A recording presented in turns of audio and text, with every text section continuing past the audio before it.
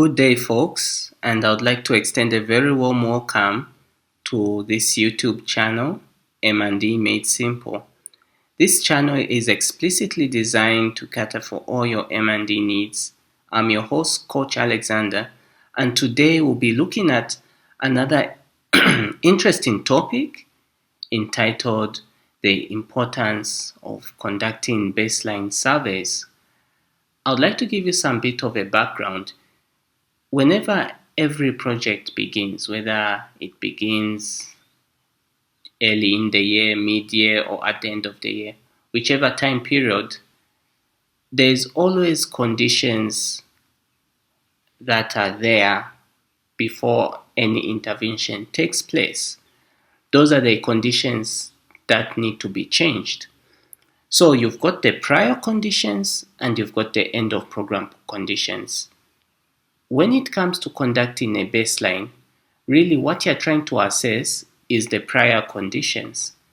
So in a nutshell, I'll give you a definition of a baseline survey during my presentation, and then we'll go to a blog which clearly outlines both the definitions and the importance of this baseline survey.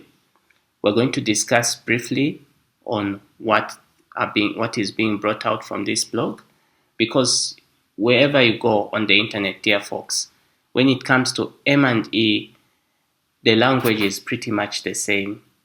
If you go to one website, it will speak the same language. If you go to another website, it will speak the same language. But in this presentation, I want us to discuss each and every point together. So let's go straight into it. What is a baseline? Well, a baseline is an activity that is conducted to assess the conditions prior to project implementation. So when you conduct a baseline survey, you're simply trying to assess how are conditions before implementation, so that when implementation commences and reaches its completion maybe 3 years later, you can be able to measure progress against the prior conditions.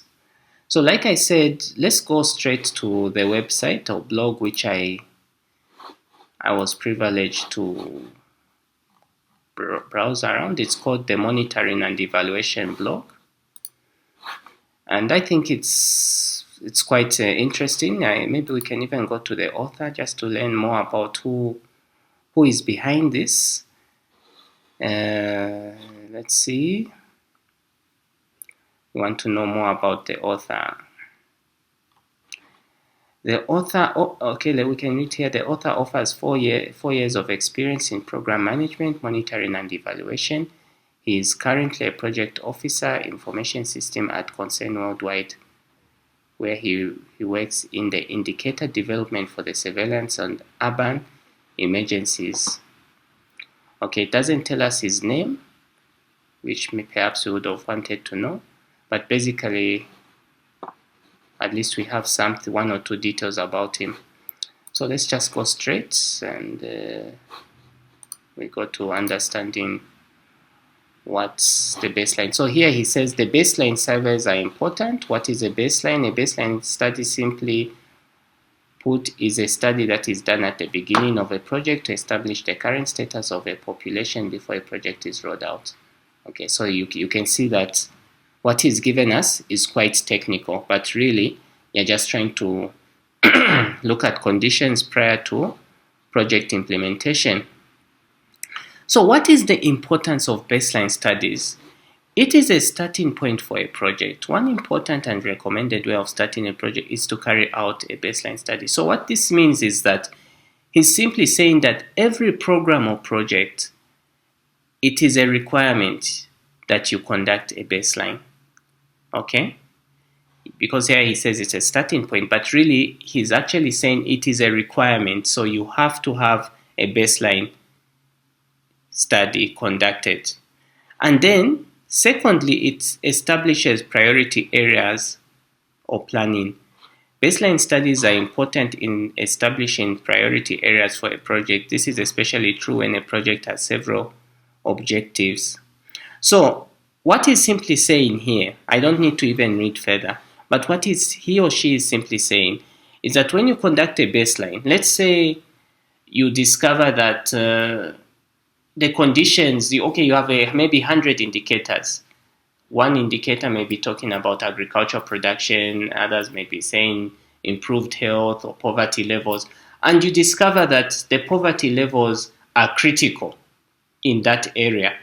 That becomes your priority area, because what that means is that while these other indicators may have low performance, what is critical is to tackle the poverty levels. So when it comes to programming, your main focus will be to tackle the critical areas, because that is what the baseline is bringing out.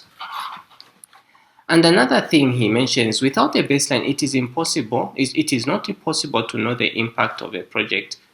So the issue of attribution, although this is debatable, but I know what he's saying. He or she is saying he's simply, okay, allow me to use he, not that I'm discriminating against women, but let's just use he so that we can make this presentation flow. So what he's saying is that, when you do a baseline, it is easy to say that it is your efforts in a certain community that produced change.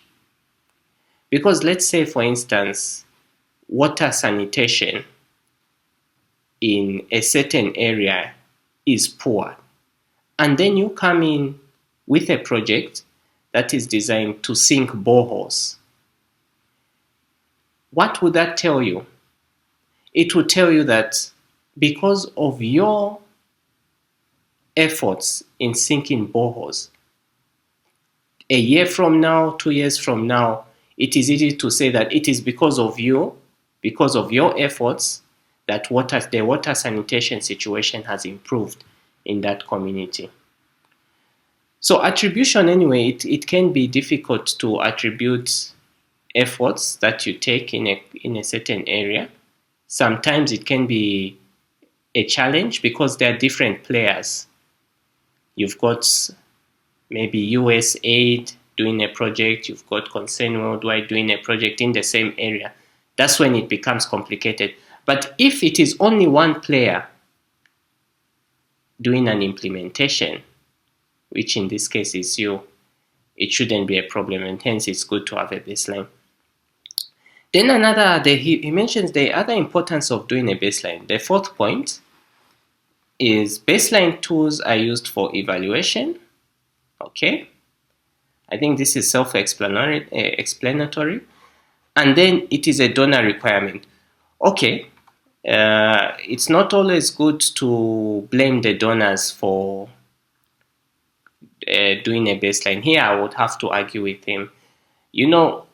I kind of look at M&E not as a donor because there's this debate that actually M&E in certain organizations, they feel it's a donor requirement. But actually, when you do these activities, it could be baselines, it could be monitoring, it could be evaluation.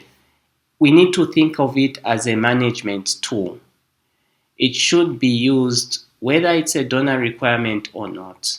So really, a baseline is important, whichever way you look at it. And it will even help an organization more than the donors in some cases, because an organization, when they are able to do a baseline, they're able to gauge whether they are really in achieving their intended results against the benchmarks that were set.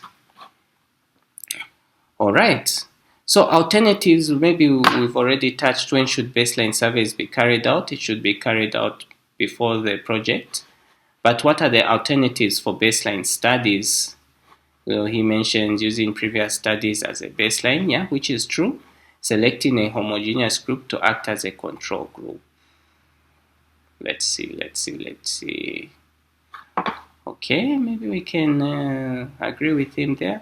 Other things to consider when conducting baseline studies: indicators, study population, sampling, partners, funds. Yes, all these points are 100% correct. We need to agree with him there. When it comes to baseline studies, it's very important to consider the indicators. Do not ignore the indicators. One thing I've noticed with when consultants conduct baselines, and that's why I sometimes argue that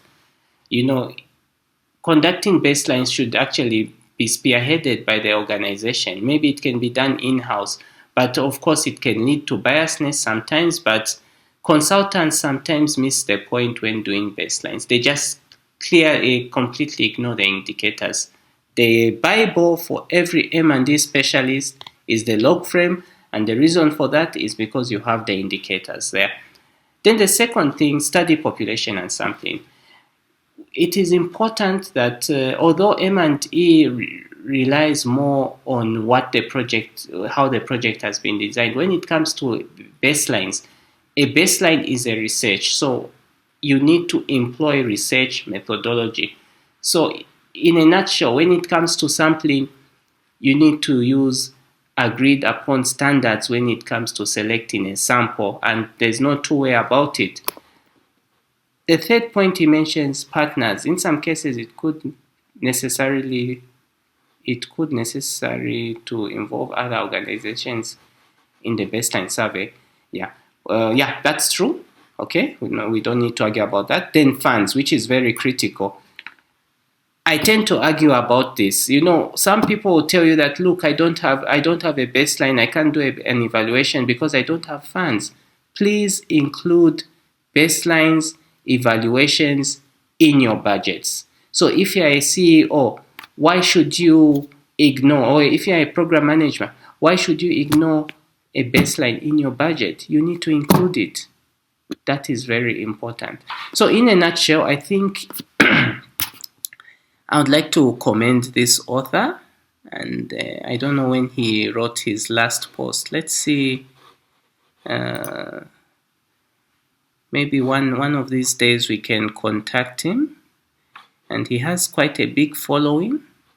If you look, there are 487 other followers. So if you'd want, maybe you can, if you're watching this video, you could get to know more about this author. Maybe let me try and contact him. Let me just quickly write him a message there. And I'll introduce him to my channel. I'll say very cool blog. I would like to invite you to join my channel, which is relatively new and young. Just recorded a video of this blog.